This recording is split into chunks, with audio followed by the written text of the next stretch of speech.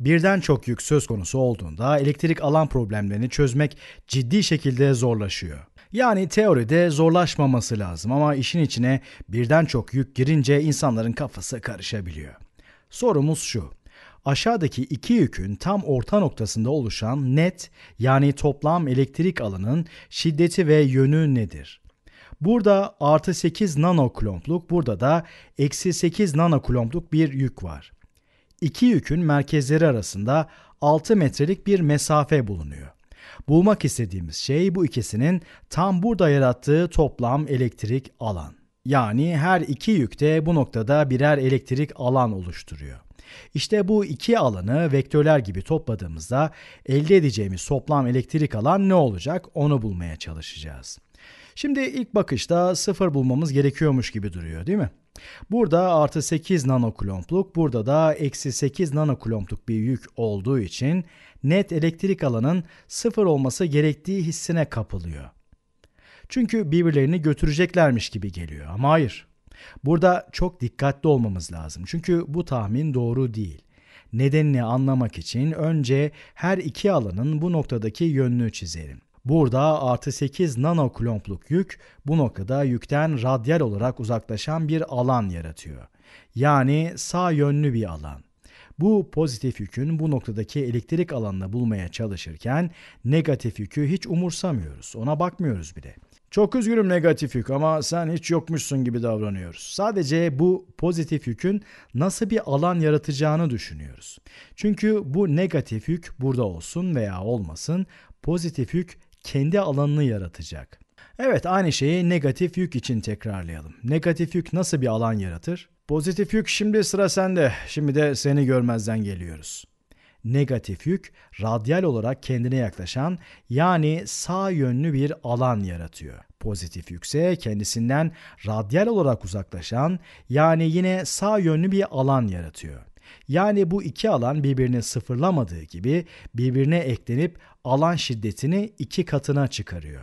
Çünkü bu vektörleri topladığımızda ikisi de aynı yönde olduğu için toplam vektör tek bir vektörün iki katı büyüklüğünde olur. Yani ortada bir negatif bir de pozitif yük var diye bu iki yükün elektrik alanları birbirini illaki sıfırlayacak diye bir durum söz konusu değil. Elektrik alanlar aynı yönde de olabilir. O yüzden dikkatli olmak lazım. İyi de bu net elektrik alanı nasıl bulacağız? Ne yapmamız lazım? Söyleyebileceğimiz ilk şey net elektrik alanın x doğrultusunda olacağı. Net elektrik alan gerçekten de x doğrultusunda olacak. Çünkü bizi ilgilendiren nokta x doğrultusu üzerinde.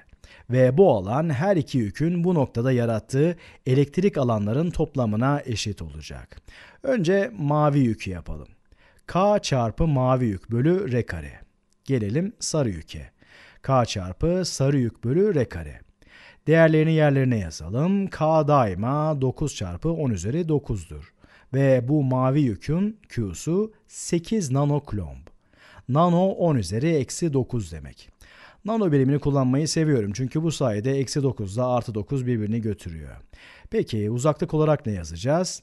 Çoğu insan direkt 6 yazmaya kalkar. Oysa bizim istediğimiz uzaklık o değil. Unutmayın, biz yüklerin tam orta noktasında yer alan elektrik alanı bulmak istiyoruz. Burada yani elektrik alan formülünde bizi ilgilendiren R, yükle elektrik alanı bulmak istediğimiz nokta arasındaki mesafe. Yani bu örnekte 3 metre. Tekrar ediyorum, yükle alanı hesaplamak istediğim nokta arasındaki uzaklık 6 değil 3 metre.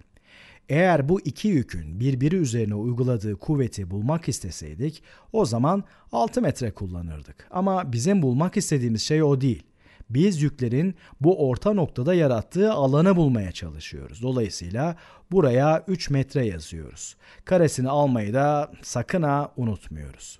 Şimdi dikkatli olmamız lazım. Çünkü yükün pozitif olması elektrik alana katkısının da pozitif olacağı anlamına gelmiyor. Kontrol etmemiz lazım. Yükün katkısının pozitif mi yoksa negatif mi olacağını sadece yükün işaretine bakarak tayin edemeyiz. Yönüne bakmamız lazım. Bu pozitif yük sağ yönlü bir alan yaratıyor. Bu yönü genel olarak pozitif yön olarak kabul ettiğimiz için tüm bu terime pozitif dememizde hiçbir mahsur yok. Bir de diğer terime bakalım. Şimdilik Aradaki işaretin eksi mi yoksa artı mı olacağını bir kenara bırakıyoruz. Eksi de olabilir, artı da. Şimdilik bununla ilgilenmiyoruz. Aradaki işaretin ne olacağına alanın yönüne bakarak karar vereceğiz. 9 çarpı 10 üzeri 9 çarpı yük, yani eksi 8 nanokulomb. Ama eksi işaretini koymuyoruz. İlk terimde kulombu yazmayı unutmuşum, pardon. Şimdi bulmak istediğimiz mesafe yükle alanı bulmak istediğimiz nokta arasındaki mesafe. Yani 3 metre. Tabii bir de karesi var. O halde bu terimin katkısı pozitif mi olur, negatif mi? Yükün negatifliğine bakarak buna karar veremeyiz. Bizzat alanın yönüne bakmamız lazım. Alan sağ yönlü, yani pozitif yönlü olduğuna göre aradaki işaret artıdır. Bu iki terim birbiriyle toplanıyor. Her iki alan da aynı yönde olduğu için net elektrik alan bu iki elektrik alanın toplamına eşit. İşlemleri yapalım. 3'ün karesi 9, 9 bölü 9 1. O halde bu terimin değeri 8 Newton bölü Coulomb'dur. Bu terimin değeri de aynı. 9 bölü 9 1. 10 üzeri 9 ile 10 üzeri eksi 9 birbirini götürür. Geriye bir tek bu 8 kalır. Artı 8 Newton bölü Coulomb. Yani her iki yük de bu noktadaki elektrik alana 8'er Newton bölü Coulomb'luk katkıda bulunuyor. O halde bu noktadaki net elektrik alan 16 Newton bölü Coulomb'dur.